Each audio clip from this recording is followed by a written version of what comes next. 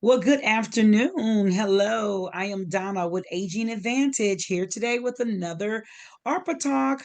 ARPA is how we are grant funded through the city of St. Louis so that we can provide these programs that help with the effects of COVID and other post pandemic situations like housing and food insecurities or isolation. Through this partnership, we provide educational topics that can help promote self care and resilience. So today's speaker is going to be Andrea, and she is from Captel, and she will share a little bit about phone caption, I believe it's called. And here she is. Andrea, take it away. All And we'll right. be Hi, back guys. afterwards. Okay, great. All right. So I'm going to go ahead and share my screen here. Hopefully that one works here. And let's see if I can get this into full screen. So okay. All right. So I'm actually meant to be on this page here. So I was going to do a little bit of an introduction. So my name's Andrea, and I am with the Captel phones here. You can see a picture of what my phones are like. They are phones that type out the words. If you or anyone you know has a hard time hearing or understanding on the phones type up what the caller says. They're also amplified, so they're a lot louder than a regular phone. And we're going to be talking a little bit about the phones, but also we're going to be just going over some general information and facts related to hearing loss, some signs of hearing loss. We're going to do a little bit of trivia, just do a few questions there to just kind of break things up. We'll talk about a timeline of hearing accommodations, and then we'll spend a little bit of time talking about the phone, a little bit more trivia, and then I have a few exercises for better hearing. So kind of just a lot of stuff related to hearing loss and hearing better. And here's my contact information down here at the bottom, which will also be at the end of the presentation, and then also available um, with whoever you work with. All right, so, okay. All right, and it's been a little while since I've done a Zoom, so bear with me here, but we'll go over just some quick facts related to hearing loss in general. So I'll let you kind of take a little bit of time. You can look over and read some of those. Hearing loss is one of the most prevalent health issues in older adults. It follows arthritis and heart disease in prevalence. And you can see here over 48 million Americans are affected with significant hearing loss. And that jumps up to over 430 million when you look at the statistics globally. And then there is some age correlation with hearing loss. Obviously gets a little bit more prevalent the older that folks get. And then it's 1 out of 3 people over 65 has some degree of hearing loss. But there are roughly 62% of people experiencing hearing loss that are younger than 65. So there are quite a few people who are young as well. It does affect men twice as likely to affect men as women. However, women are twice as likely to seek help and to disclose that as men are. And then there are, these are for folks who are using hearing aids, and it's also correlated there with age.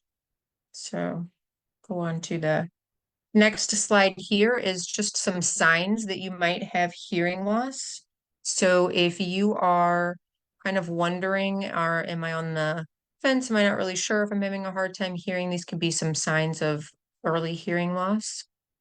So ringing in the ear is definitely a sign of early hearing loss. It's called tinnitus or tinnitus, and it can be a buzzing, a scratching, whistling. There are even people that will say that it kind of sounds like chirps, like crickets chirping. So any kind of ringing in the ear that's a constant sound is definitely a sign of hearing loss and something that you should have checked out. And then also keeping up the TV or any other device very loud to where family and friends are noticing how loud it is can be a sign of hearing loss. If you've got folks telling you that you're always keeping things and devices up very loudly, that can be a sign. If you're having trouble hearing other people, if you're frequently having to ask people to repeat themselves or slow down, that can be a sign of early hearing loss. And it can be, for a lot of folks, particularly difficult in noisy environments. So in cafeterias or out at sporting events or things like that. If you're having any kind of pain related to hearing loud noises around the house, any kind of shooting sensations or aches, that can also be a sign of hearing loss. And then also if you're getting frustrated or tired, just when you're out socializing or trying to concentrate on anything, that also can be a sign of having trouble hearing. All right, so that's just a little introduction with some hearing stuff. We'll move on to, I have a few questions, trivia questions here related to hearing loss, and then I threw a fun one in there as well. So, what is the term for exhaustion that people may feel after putting in extra effort to hear and understand conversations? Is it hearing burnout, listening fatigue, auditory overload, or communication stress? So I'm kind of here by myself, but I'll give you guys just a little time to think. And then the answer is B, listening fatigue. And listening fatigue is a feeling of exhaustion that you have when you have to focus and concentrate really hard to hear in certain environments. So it kind of ties back into one of the signs of hearing loss and is actually one of the first signs of it.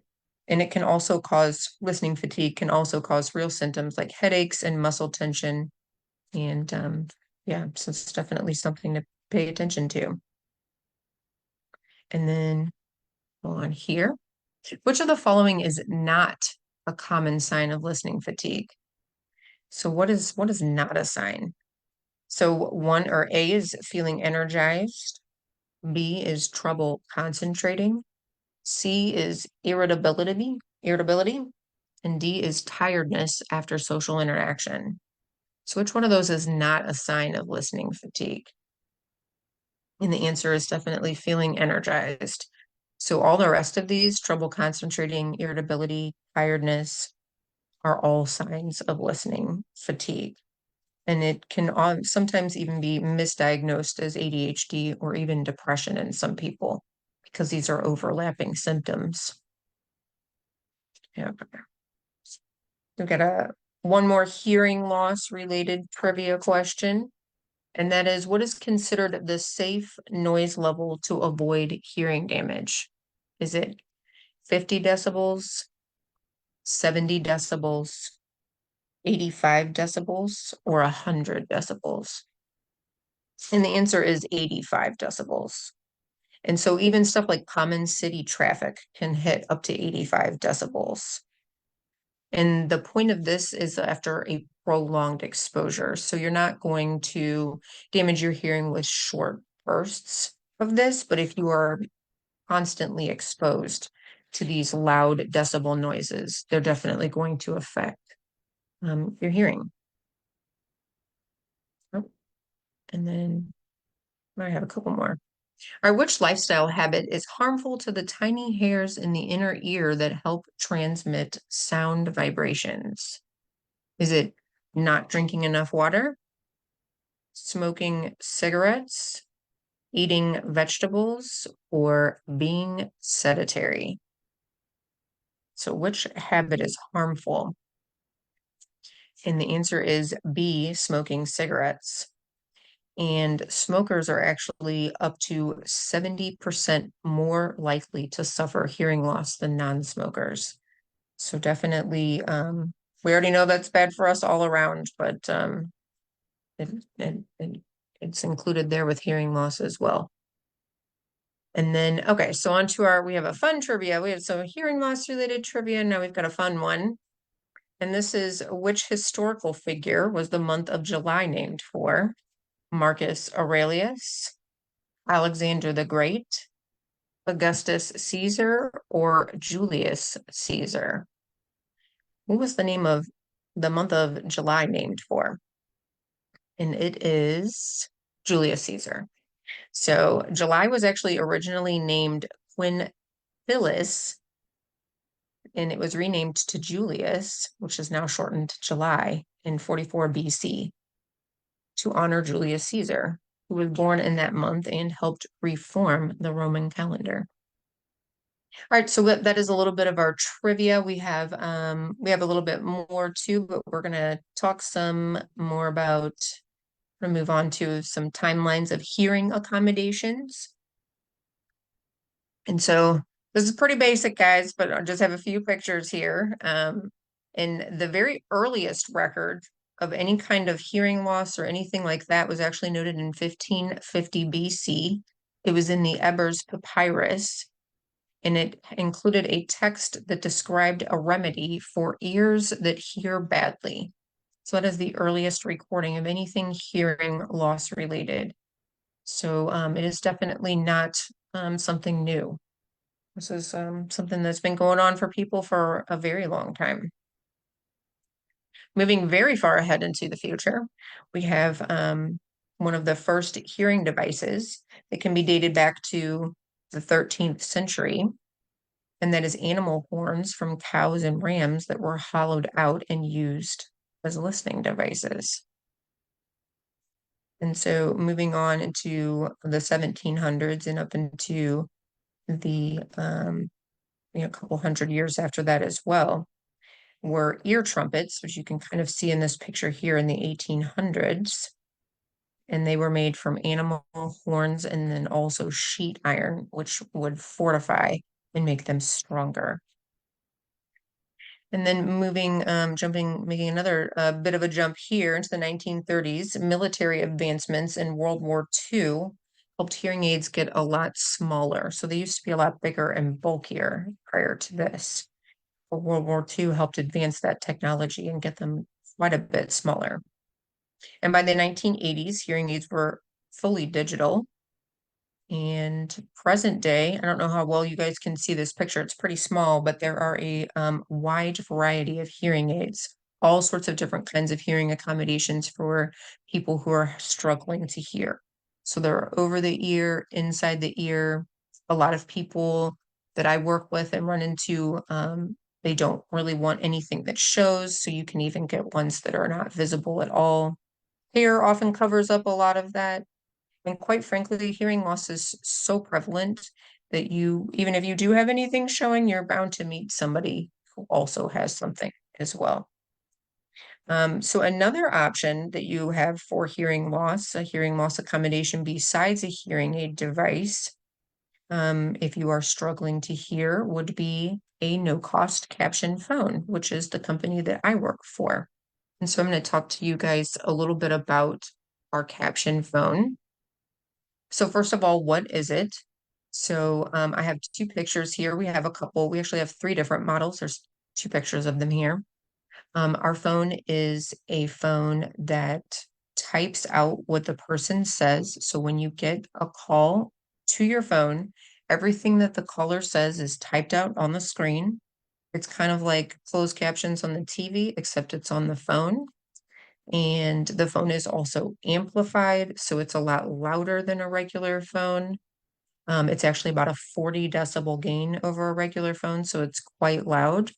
And I did talk about, we do have a couple different models. So we have a model here. This one in the bottom left is that's the model that most people get. It is a touch screen on the top, and it's a physical keypad on the bottom. We do have a couple other models that are non-touch screen. So instead of being able to touch the screen, you use a yes, no, and up, down button to navigate the menu. It's kind of like a flip phone versus a smartphone. Very basic smartphone. Do not be fooled. My company is they have the very, very basic stuff. It's not complicated. But anyway, some people do not like touchscreens or might have some kind of physical limitation in an inability to use touchscreens. So we do offer a non-touchscreen model. And then the one that I don't have pictured is the same base size, but the screen is just bigger. So the screen on this one is a little bit closer to the screen on this side, except it's a non-touch screen.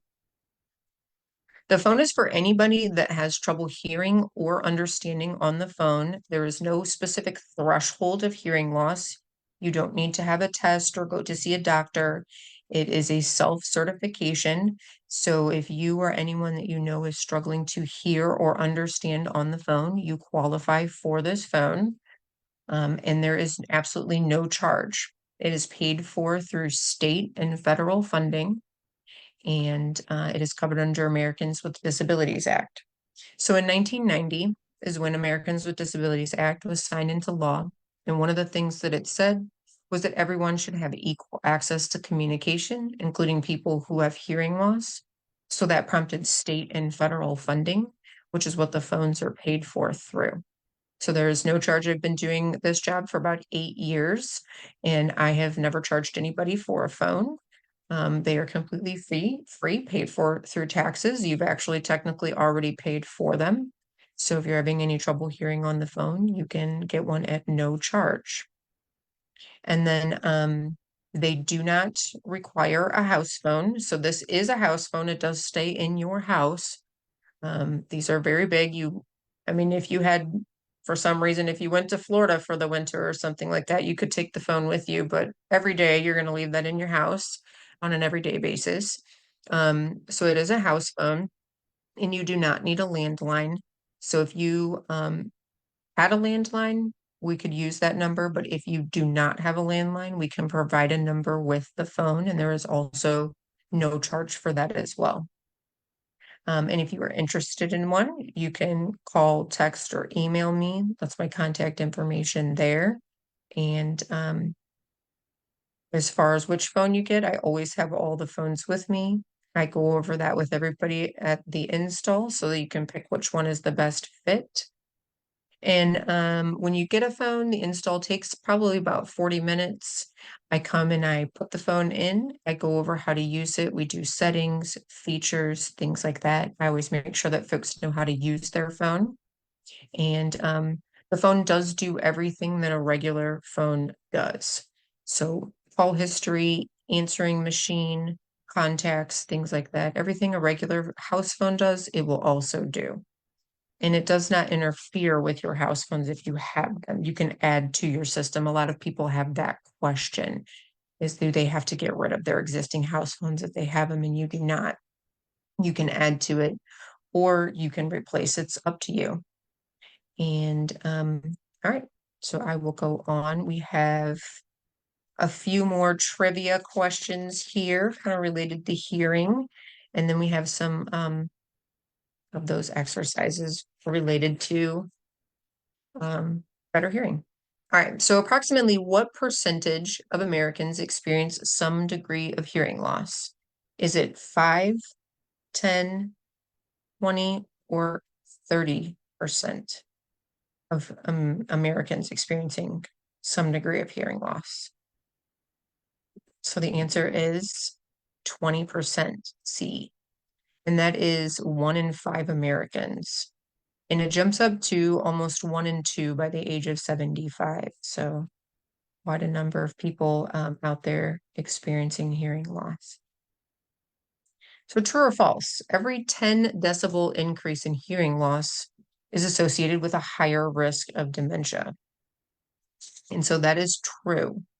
The risk of dementia increases approximately 20 to 27% for every 10 decibels of additional hearing loss, making it more important than ever to get your hearing checked for sure.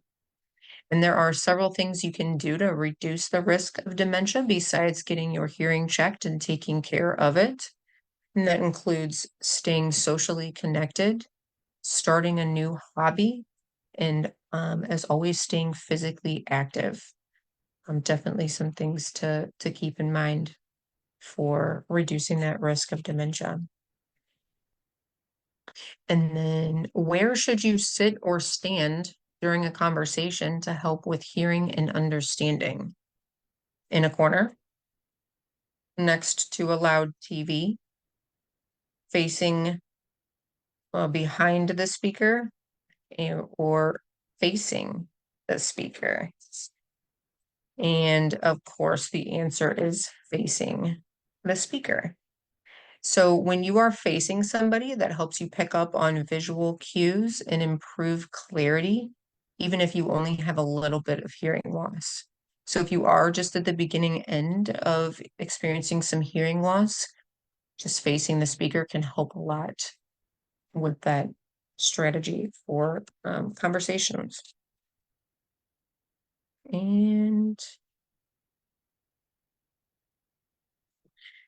what's one reason to take a break during a conversation if you have trouble hearing? A, to check your phone. B, to improve memory. C, because communication and effort takes effort and focus. Or D, because the other person is boring. So why would you want to take a break if you're having trouble hearing? And the answer is obviously D, the person is boring. Just kidding. It's C, communication takes effort and focus. And that kind of goes back into that listening fatigue as well. So if you're getting into a long conversation and you're finding yourself getting tired or a little bit fatigued, it's more than okay to just go ahead and take a break, and can actually be a really good strategy for helping with that hearing. All right. So that's it for our hearing loss related ones. I have one more fun trivia question. And that is, which 1975 summertime blockbuster was the first movie to be promoted using television advertising? Was it Close Encounters of the Third Kind, Jaws, Star Wars, or Rocky? And one hint is that not all of these movies came out in 1975. So the answer is Jaws. And that movie actually changed how movies were marketed. Universal spent a then unheard of $700,000 on television ads before the movie even hit theaters. So that was quite a bet that they made, and it was actually equivalent to about $4 million of today's money. So, and it definitely paid off. Now we see movies advertised on TV all the time. And then just kind of one last slide here related to hearing loss. These are 6 yoga exercises for better hearing. So these can help improve symptoms of hearing loss and that tinnitus, that ringing in the ears as well. And so we'll just go through. You can have a look here at what these are. So simple poses and movements that are aimed at helping that hearing loss. And then 2 primary effects of yoga on hearing loss are that it helps to increase circulation to the ears and also helps promote nerve function, relax muscle tissue, particularly in the neck area. And so super easy one here is head rotation. This can help stretch your neck and shoulder muscles and increase blood flow to your ears and other areas of your body as well. And then this second one here, so just a simple yes nod is going to help increase your range of motion and can help reduce neck pain.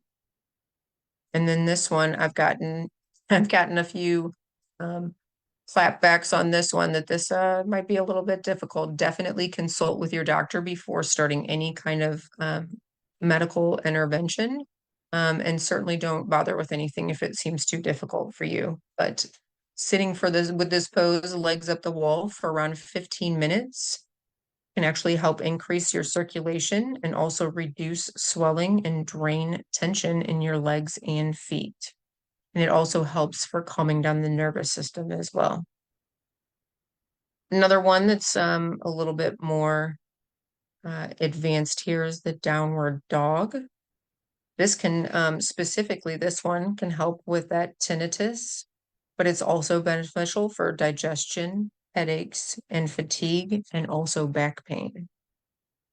And this cobra You're kind of just laying on your stomach and then arching back a little bit here. That stretches your shoulders, chest, and abdominal muscles and helps clear the passages in the heart and lungs. And then this last one, tree, that sits here is meant to improve your balance, and it also helps increase circulation. And if you want to give that one a try, you can hold on to a nearby wall or even stand against a wall as well while you're doing this position with the leg, if that is something that would be helpful for you. So those are just some exercises, some simple exercises that you can do to help with hearing. So I hope that I was able to give you a little bit of information on hearing loss and some trivia there, and also talk a little bit about the phone. And I am pretty much done here, unless if anybody had any questions. I don't know if should I come out of the presentation for questions, or how does that work? You can stay right there if you like. That's Okay, great. That's a great that's picture, whatever by you the guys way, want. Yeah. that you have up. That's great because I was going to come back and ask you a couple of questions about those. And now that you have them up, I may not really have to ask so much, but one thing I would like to say is great presentation. Thank you very much. That was awesome. Very good information. And I'm just looking here. Let's see here. Can you tell more about the need to have home internet in order for the phone to work? That's a question Yes, somebody so asked. the phone, the only requirement is hearing loss, and then also the internet. So that is how the phone gets connected to captions, is via the internet. So it Okay. does require that as well. We are working on a non-internet option. So I always tell folks, if you do not have the internet, you can always go ahead and reach out to me. I'm keeping a list of folks who don't have the internet, and I will be reaching out to them when that option becomes available. Let's see, I Okay. feel like I got really dark here. You got red on us again. I did. That's all right, though. We can still see you fairly well. Yeah, so Um, hearing loss in the internet, and then no telephone line, I can provide that. So, but it does okay. require, right now, it does require the internet. But if someone doesn't have the internet, I tell them just to reach out, and I will keep a hold of their information, because we Okay, are working great. on a no internet option. And then another question was, do these phones help people who feel isolated in their homes because they can't contact their family? Oh, absolutely. Yeah. So the phones can definitely be a lifeline for folks who are struggling at home with reaching out to other people. A lot of folks are going toward the smartphones and the texting and the FaceTime and the things like that, but there are folks who don't want to mess with that or have Yes. difficulty with that for some kind of reason. So Mhm. these are definitely a way to stay in touch with folks, particularly if you struggle with the smartphone. And even for folks who, I install phones for folks who regularly use their smartphones as well. They just want an option for when they're at home, or an option when they're Amen. going to be on longer calls. A lot of people like the phone for if they have to do any kind of business, call doctor's offices where they're having times or getting phone numbers, and that's kind of difficult to hear over the phone. A lot of people that I install phones for might find themselves using their speakerphone a lot. So that might be another sign that the phone would be a good fit for you. Um, but yeah, it definitely helps with staying in touch with loved ones for sure. And then the phones all have speed dials, and I always set those for people when I come. So I like to have people be able to get in touch with their family really quickly. So it's a really convenient option with them as well. Yeah, and I like the fact that you can actually, I think they call them snowbirds or something like that. Mhm. When, they travel a lot, go to different places in the winter or the summer, or just travel, period. These are great options to have because you can pick it up and take it with you. All you need is just Absolutely. internet services. I think that's a great. thing to have. That's really awesome. Yeah. Another question here, Maggie says, well, she wanted to comment, said she loves your trivia questions, and I did too. And she said she did not get them all correct. Neither did I.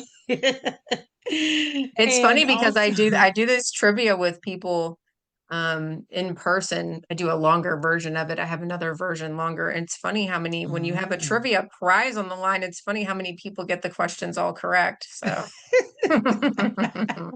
So that's what we needed, a so, little incentive to have a yeah, prize maybe on the that was end, then it. we would have got Yeah. them right. Huh? And then also she says, do you train people on how to use the phones? Oh yeah, absolutely. So the install Install. usually takes about 40 minutes. And so I spend about half that time setting up the phone. One of the first things that I do when I come into somebody's house is I ask where the phone would work best for them. And then I work really hard to get that phone where it's going to work best because we want you to use the phone. We want you to be happy with the phone, and you're going to use it and be happy with it if it's where you are located and where you make your phone calls. So the first thing I do is just find out where the phone is wanted, and then I take care of the setup and the install, all that physical part of it, dealing connected to the internet and all of that. I take care of all those things. You don't have to worry. The person who gets the phone doesn't have to worry about any of that. And then the other half of the time, about the other 20 minutes, we're going over settings, going over features, we're making test phone calls. I'm adding those speed dials if that's something that somebody wants. Um, and just making sure that you know how to use the phone. I also leave my contact information with folks after they get a phone, and we do have can you guys see my mouse? Is that even Uh-huh. visible for you guys? Yep. So it's here on this phone. It's actually it's a blue button. These are all gray and this one's blue. It says customer service. And on our non-touch screen models, it's a blue button up here that says customer service as well. So it's a speed dial to our customer service. They're 24/7 except holidays, and it's somebody in the US. I always tell people if nobody calls them, they don't have a job. So if you have any issues, you can always reach out to them. If they can't help you on the phone, they contact me. So that's kind of what it looks like to get a phone. And yeah, that's my favorite part of my job is I get to bring something helpful to folks. It doesn't cost them anything. It's a pretty good gig. So Oh yeah. wow, that's awesome. So because of most of our community that we deal with is either those with a disability 18 through 59 and our seniors above 60. So this seems like this would be something great for either of those brackets. And question two, if someone was to take it to another location, is it very difficult to be able to do the setup? Once you do the initial, to be able to do it somewhere else, or would they need to call for customer service or something to help them set it up? It would kind of depend. That would be something that's very, I would say that's very rare, and it would Okay. just depend. It depends on so many different things. It depends on the way that it's hooked up in the house. It depends on what the setup is where they're taking it. It could range anywhere from super simple to more complicated. And then, if that's somewhere that somebody's going frequently, or if they move homes or anything like that, we always, like I said, we want the phones to be working. So, we'll definitely be around to help, get that going wherever the Okay. phone is. Is But there one it kind of phone? varies. So it's hard to say without knowing a specific. It varies from super simple, very easy to more complicated. And if you're not somewhat tech savvy, you might need some assistance. Okay. Does that depend on the which phone you choose at No, all, or no? Okay. no. It depends on the way. It depends on honestly, it depends on um where the phone is located in relationship to the internet modem. So if it's in the same room, close by it, super easy. If it's in a different room or further away, it's a little bit more involved. So kind of depends And on that. and do you help with the state or federal funding part of it, the application or whatever it is to get them to So try to get them qualified? I don't have one. Let me grab one here. Okay. Actually, I'm afraid this is what messed up my um and I don't know if there's a way that I feel like this messed up my lighting before. I can get copies of these to you guys as well. I don't know Okay. how well you can see them. I probably have a thing on my computer. Um, but anyways, so this is just a form, a piece of paper. Okay. Um, it literally has name, address, and phone number. That's the only information that I need to help someone get a phone. And they can literally call me, they can call me and give me that info, text me that info, send me an email with that info. And I can also figure out a way to get you guys some copies of these as well if you want folks, because they can fill these out. They can send them in to me. They can take a picture of them and text them to me. If they just text me name, number, and address, I will grab one of these and just write it on there for them. So it's just a self-certification. You used to have a doctor's signature, and you do not anymore. That's been gone for a couple of years now. Oh, So, that's what I was gonna um, ask. Okay. yeah. So, yep, there's no, um, I just need, yeah, Kind it's of just skip the a, middleman, huh? yeah, Don't worry definitely. about the So, middleman anymore. That's good. well, That and I that mean, makes it the probably phone less it's for complicated. people who have hearing loss, and I'm not really sure why anybody would want one if they didn't have a hard time hearing, because, True. it's not, Well, it looks like a good centerpiece on their table or something, maybe. I don't yeah, know. it's a great accommodation for folks who are struggling to hear on the phone for sure. Yeah, that's for sure. This is great. Well, Miss Andrea, I'm trying to see if there's any more questions. I don't think we have any more questions in the chat on Facebook Live. Rachel, we didn't give you opportunity. If you had any questions or concerns? I just was curious, like, I know you talked about people using it who have hearing loss or have hearing aids, but does this apply to someone who maybe has like cochlear implants? Oh, sure. Yeah, definitely. I install phones Okay. for folks who have cochlear as well, especially if it's somebody like who's considering cochlear, because there's going to be, there's a period of time where they don't turn those on after the surgery. I think it's a couple weeks after the surgery they don't turn them on. So you're going a couple weeks without, with literally almost next to nothing. And then even when you do get those turned on, it's a learning curve, because you're basically relearning how to hear all over again. And the phone, I've heard from a lot of people who have the cochlear that the phone can be helpful, because it's not so much about hearing with cochlear, it's understanding, which can be an issue, especially in the early stages of a cochlear implant, you're literally just like relearning how to hear. So Okay. being able to read the words can actually be really helpful for people with cochlear Okay. implants. Someone else asked a question in the Zoom chat and they said, are there different types of hearing loss?